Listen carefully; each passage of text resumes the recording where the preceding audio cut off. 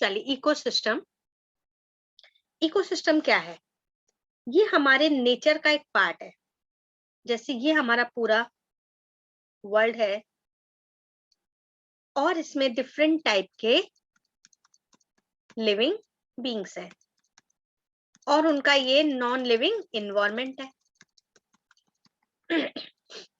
हर living beings का इस non living environment से इंटरेक्शन होता है। हर लिविंग बींग्स अपने नॉन लिविंग इन्वायरमेंट से इंटरेक्ट करता है और उसके हिसाब से अडेप्ट होता है और फिर वो वही इन्वायरमेंट में रह सकता है। तो इस तरीके से इकोसिस्टम आपका नेचर का वो पार्ट है जिसमें हर लिविंग बींग्स का इस नॉन लिविंग इन्वायरमेंट से इंटरेक्शन होता है और वो अपने आप को इन्वायरमेंट के हिसाब से अडेप्ट करता है। तो ये कहलाता है इकोसिस्टम। तो इकोसिस्टम जो है इसके मेन दो कैटेगरी है। सबसे पहली चीज जो टर्म इकोसिस्टम है ये पॉइंट किया था आपके एजी टेंसले ने। ये थे आपके एजी टेंसले जिन्होंने इकोसिस्टम वर्ड आपके कॉइन किया था 1935 में। हमारे वर्ल्ड में मेन दो बड़े इकोसिस्टम है। दो कैटेगरी में हम डिवाइड करते हैं इकोसिस्टम को। एक तो टेरेस्ट्रियल इकोसिस्टम और दूसरा एक्वेटिक इकोसिस्टम। जो इकोसिस्टम लैंड पे बन रहा है वो आपके टेरेस्ट्रियल इकोसिस्टम हो जाएगा। जैसे ग्रासलैंड, फॉरेस्ट, डेजर्ट, ये सब क्या है? Terrestrial ecosystem. और जो इकोसिस्टम आपके वाटर में बने वो आपके एक्वेटिक इकोसिस्टम होगा। अब वाटर भी कई टाइप के हैं। फ्रेश वाटर इकोसिस्टम, सी वाटर इकोसिस्टम। तो जैसे फ्रेश वाटर जिसमें पॉन्ड्स, लेक, स्ट्रीम, रिवर ये सब आ जाते हैं। सी में क्या सॉल्ट वाटर कर दें अगर हम सॉल्ट वाटर इकोसिस्टम में जिसमें वेटलैंड आ जाएंगी, स्चीरीज आ जाएंगी, मैराइन इकोसिस्टम, ये सारे आपके सॉल्ट वाटर इकोसिस्टम में आ जाएंगे। फ्रेश वाटर में सॉल्ट बहुत कम होता है लेकिन सॉल्ट वाटर जिसमें सॉल्ट बहुत ज्यादा होता है। और आपके सी वाटर, मैराइन वाटर मतलब समुद्र का पानी, स्चीरीज, वेटलैंड, इन सब में सॉल्ट की क्वांटिटी ज्यादा होती है। तो वहां पे जो इकोसिस्टम बनेगा वो सॉल्ट वाटर इकोसिस्टम कहलाएगा। तो इस तरीके से ये दो मेजर इकोसिस्टम होते हैं। अब आ जाइए इकोसिस्टम के स्ट्रक्चरल फीचर्स क्या हैं। देखिए, किसी भी इकोसिस्टम में मेन दो कैटेगरी होती है, एक बायोटिक और एक एबायोटिक। इकोसिस्टम का जो लिविंग फॉर्म है वो बायोटिक इकोसिस्टम है, बायोटिक पार्ट है उसका। और जो नॉन लिविंग इन्वायरमेंट है वो उसका एबायोटिक पार्ट है। तो सबसे पहले देखिए चलते हैं character structural features.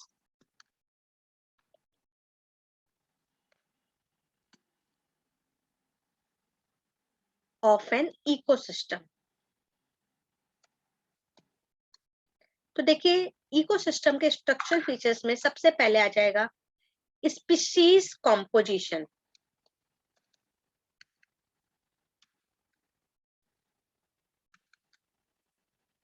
Species composition क्या है? आपको मालूम है किसी भी इकोसिस्टम में कोई एक तो स्पीशीज नहीं रहती लिविंग बींग्स की। डिफरेंट टाइप की स्पीशीज जो एक ही इकोसिस्टम में रहती हैं, जिसमें प्लांट्स की स्पीशीज भी बहुत होंगी, एनिमल्स की स्पीशीज भी, फंगस की स्पीशीज भी, तो ये डिफरेंट जितने भी लिविंग बींग्स हैं, सब डिफरेंट टाइप की स्पीशीज आपके एक ही इकोसिस्टम में पाई जाती हैं, तो इसे कहते हैं स्पीशीज कॉम्पोजिशन। तो एक ही इकोसिस्टम में आपके डिफरेंट टाइप की जो स्पीशीज हैं वो कहलाएगी स्पीशीज कॉम्पोजिशन। फिर आइए दूसरा है स्ट्रेटिफिकेशन।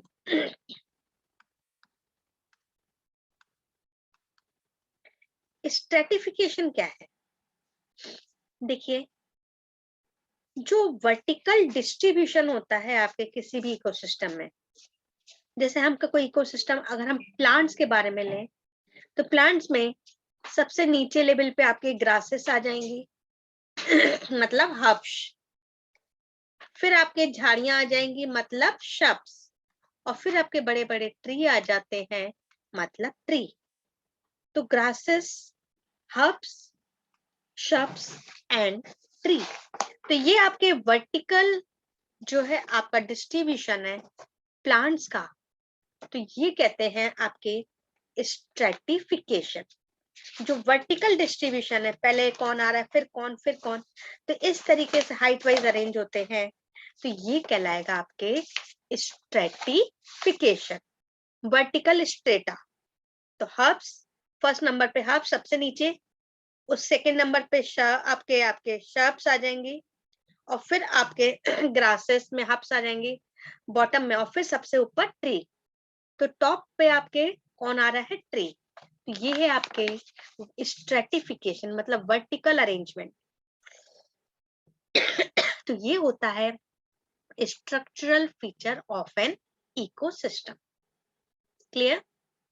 स्पीशीज कॉम्पोजिशन होता है और स्पीशीज का स्ट्रेटिफिकेशन होता है, मतलब उनका वर्टिकल अरेंजमेंट। क्लियर? अब आ जाइए इकोसिस्टम के कंपोनेंट। कंपोनेंट ऑफ इकोसिस्टम,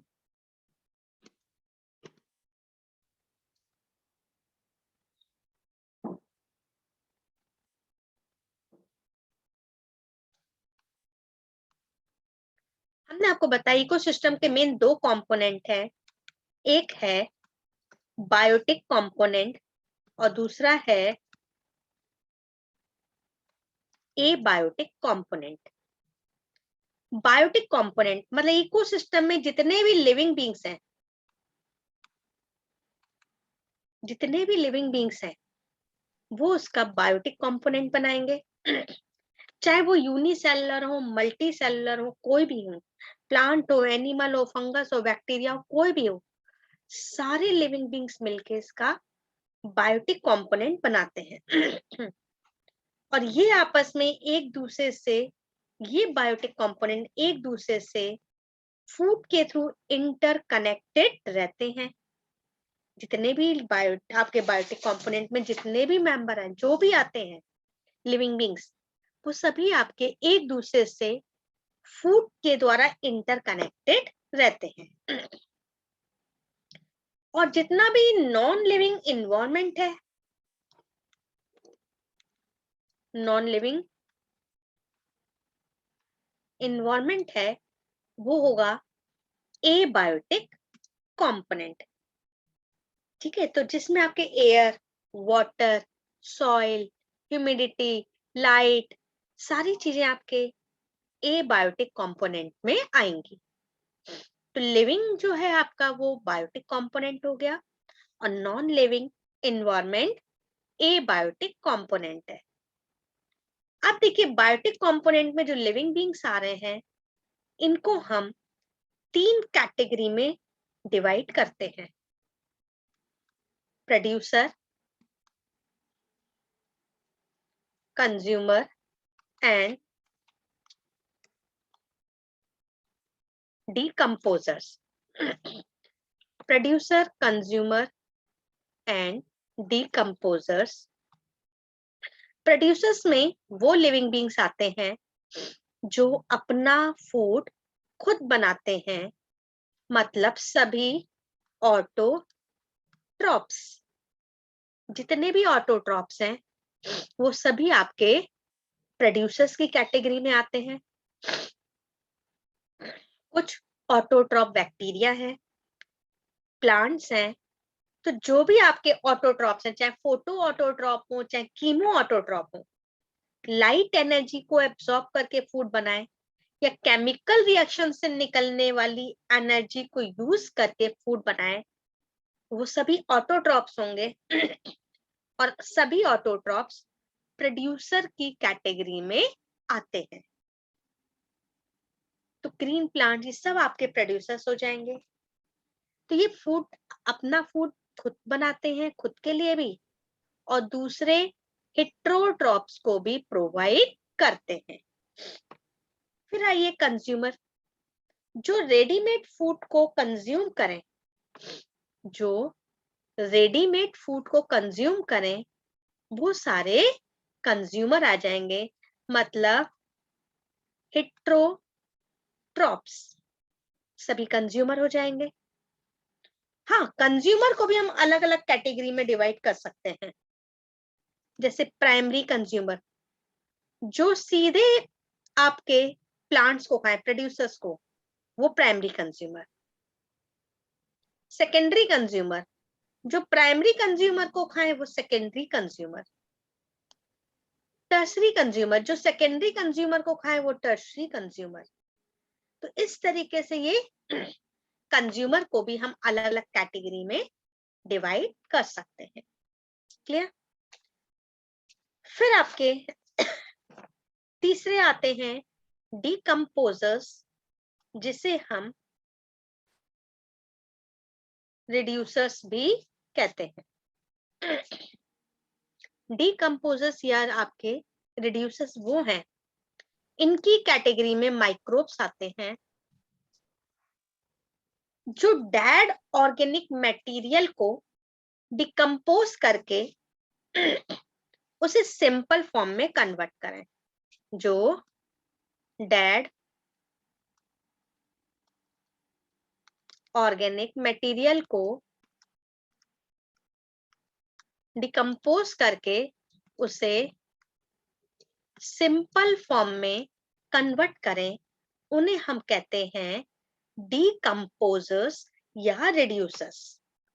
तो इनमें आपके माइक्रोब्स आते हैं, इनकी कैटेगरी में बैक्टीरिया एंड फंजाई आते हैं, जो आपके डिकम्पोजर्स होते हैं। तो इस तरीके से बायोटिक कंपोनेंट को हमने 3 कैटेगरी में डिवाइड किया: producer, consumer and decomposers. Producers, those who make their own foods, and consumer, which consume ready-made food, and decomposers, which decompose the dead organic material into simple form, and also called as reducers. तो ये थे आपके biotic component. और abiotic component जो आपने organism and its population में पढ़े, air, water, humidity, light, temperature, ये सभी आपके सॉइल एबायोटिक कंपोनेंट हैं। इन सभी का इफेक्ट लिविंग बींग्स मतलब बायोटिक कंपोनेंट पे पड़ता है। तो आपने पिछले चैप्टर में पढ़ा था किस किस तरीके से ऑर्गेनिज्म इन एबायोटिक कंपोनेंट के लिए अडेप्ट होते हैं। तो ये थे इकोसिस्टम के दोनों कंपोनेंट। क्लियर? आगे आप लोग को। अब आइए, प्रोडक्टिविटी क्या होती है? Productivity is a rate of biomass. ये आपके बायोमास का रेट है पर यूनिट एरिया में, पर यूनिट टाइम में जितना बायोमास बना है उसे कहते हैं प्रोडक्टिविटी। जैसे प्लांट ने पर यूनिट एरिया में पर्टिकुलर टाइम में, जैसे पर यूनिट एरिया हो गया, पर्टिकुलर टाइम में प्लांट्स आपके जितना फूड बनाए उसे हम कहते हैं प्रोडक्टिविटी। क्या हुआ आपकी प्रोडक्टिविटी? पर यूनिट एरिया में पर्टिकुलर टाइम में जितना आपका बायोमास बने उसे कहते हैं हम प्रोडक्टिविटी। अपन ऐसे समझ सकते हैं कि एक पर्टिकुलर एरिया में पर्टिकुलर टाइम में जितने भी प्लांट्स हैं वो जितना टोटल फूड बनाए उसे कहेंगे हम प्रोडक्टिविटी। तो टोटल फूड मतलब बायोमास हो गया ये आपके, जितना टोटल बायोमास है वो कहलाएगा आपके प्रोडक्टिविटी। अब देखिए प्रोडक्टिविटी भी आपके डिफरेंट टाइप की होती है। पहली प्राइमरी प्रोडक्टिविटी, प्राइमरी प्रोडक्टिविटी। अब देखिए प्राइमरी प्रोडक्टिविटी क्या है? ये आपके पर यूनिट एरिया में पर्टिकुलर टाइम में यहाँ पे जितने भी प्लांट्स हैं वो जितना टोटल फूड बना रहे हैं वो आपकी कहलाएगी प्राइमरी प्रोडक्टिविटी। मतलब फोटोसिंथेसिस से लाइट पर्टिकुलर एरिया और पर्टिकुलर टाइम में प्लांट्स लाइट की प्रेजेंस में जितना टोटल फूड बना रहे हैं वो कहलाएगी आपके प्राइमरी प्रोडक्टिविटी। और प्राइमरी प्रोडक्टिविटी भी दो टाइप की होगी, gross primary productivity and net primary productivity. तो जितना टोटल फूड बना है वो हो जाएगी gross primary productivity. Particular area में पर्टिकुलर टाइम में प्लांट्स ने जितना टोटल फूड बनाया वो आपकी ग्रॉस प्राइमरी प्रोडक्टिविटी होगी। लेकिन आपको मालूम है प्लांट्स अगर फूड बना रहे हैं तो वो खुद भी यूज करेंगे अपने लिए, रेस्पिरेशन प्रोसेस में यूज करके एनर्जी लेंगे। तो जितना आपके ये ग्रॉस प्राइमरी प्रोडक्टिविटी में से प्लांट जितना आपके रेस्पिरेशन में यूज करें जितना आपके रेस्पिरेशन में यूज करें तो हम ग्रॉस प्राइमरी प्रोडक्टिविटी में से उतना यूज किया हुआ माइनस कर दें तो जो बचेगा फूड वो प्लांट के अंदर स्टोर होगा, उनका वेट बढ़ाएगा, उसे कहेंगे नेट प्राइमरी प्रोडक्टिविटी। भाई प्लांट ने जितना टोटल फूड बनाया, मान लीजिए इन्होंने 10 केजी फूड बनाया, उन 10 केजी में से 9 केजी उन्होंने खुद यूज किया अपनी एक्टिविटीज के लिए।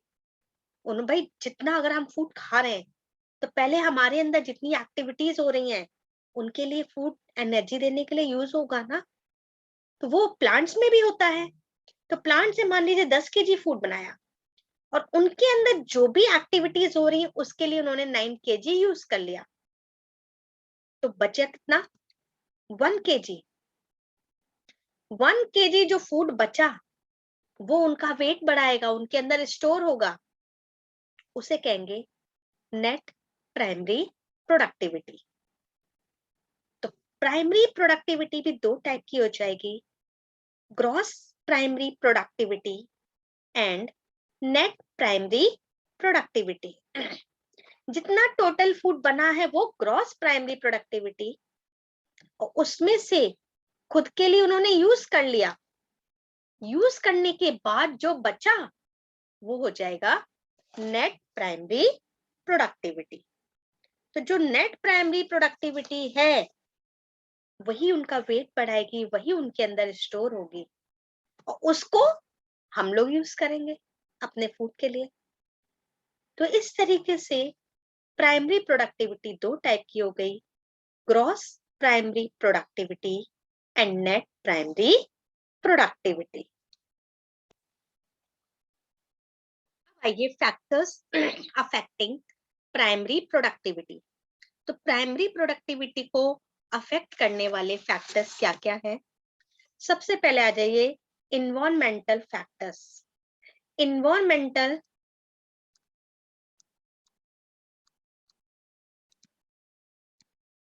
फैक्टर्स जो हैं आपके, जो आपके प्राइमरी प्रोडक्टिविटी को अफेक्ट करते हैं, आपके क्या क्या हो सकते हैं? Light, temperature, water and photosynthetic capacity. Photosynthetic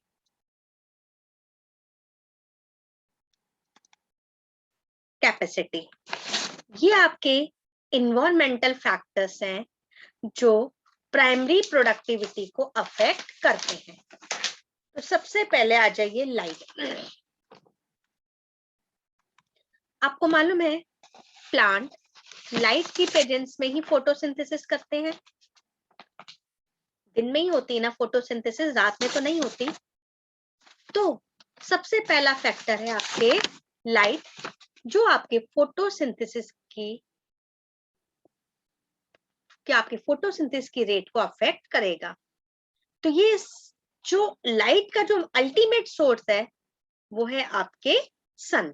अब देखिए, अगर हम लाइट के कंपेयर करें, अगर हम टेरेस्ट्रियल और एक्वाटिक इकोसिस्टम में, तो आपको मालूम है कि एक्वाटिक इकोसिस्टम की प्रोडक्टिविटी कम होगी बजाय के टेरेस्ट्रियल इकोसिस्टम के, क्योंकि एक्वाटिक इकोसिस्टम में जो आपके प्लांट, वहां पे लाइट कम पहुंचती है और आपके लैंड पे लाइट ज्यादा पहुंचेगी।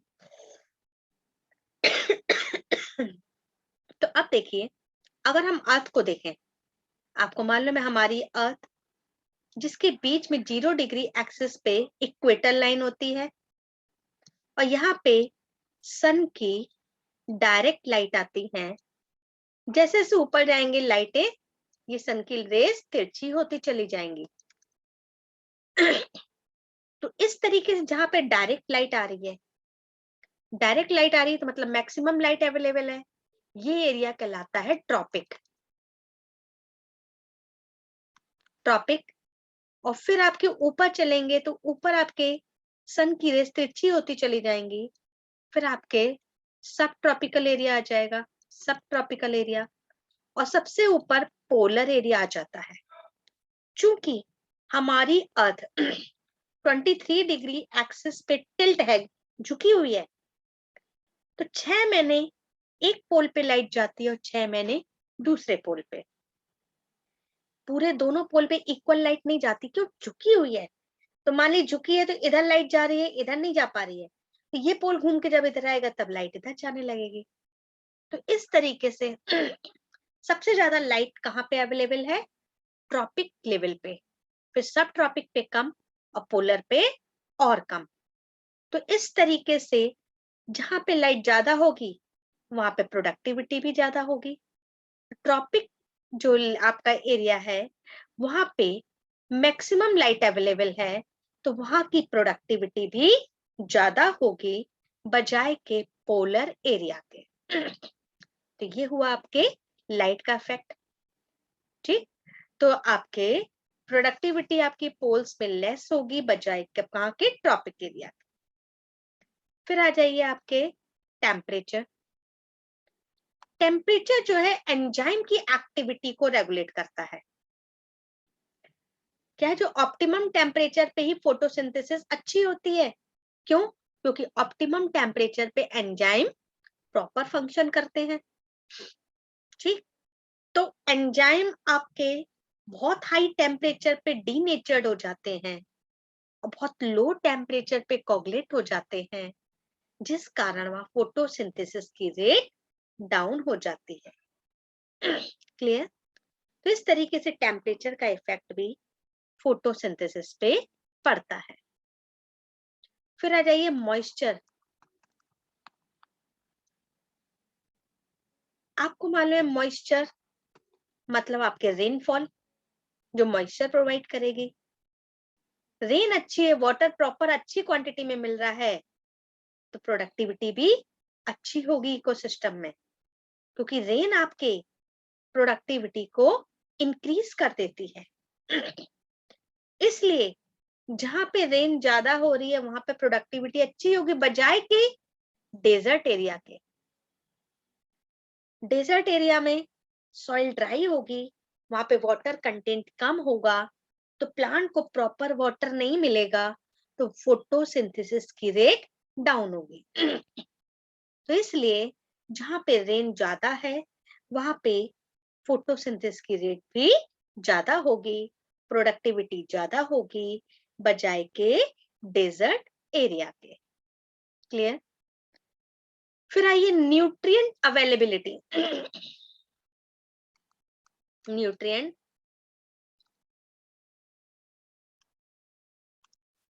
अवेलेबिलिटी, न्यूट्रिएंट अवेलेबिलिटी अगर अच्छी है प्लांट की एसेंशियल ग्रोथ के लिए, तो आपके वहां पे प्रोडक्टिविटी भी अच्छी होगी। लेकिन अगर न्यूट्रिएंट अवेलेबिलिटी कम है तो आपके प्रोडक्टिविटी कम होगी। तो इस तरीके से greater nutrient ensure greater primary productivity. Nutrient अच्छा है अगर सॉइल में, तो प्लांट अच्छे से एब्जॉर्ब करेंगे, तो फोटोसिंथेसिस की रेट भी अच्छी होगी और प्रोडक्टिविटी भी ज्यादा होगी। और न्यूट्रिएंट की कमी है तो ग्रोथ कम रह जाएगी प्लांट्स में, और फोटोसिंथेसिस की रेट भी कम होगी और प्रोडक्टिविटी भी कम होगी। तो ये आपके न्यूट्रिएंट अवेलेबिलिटी हो गई। फिर आ जाइए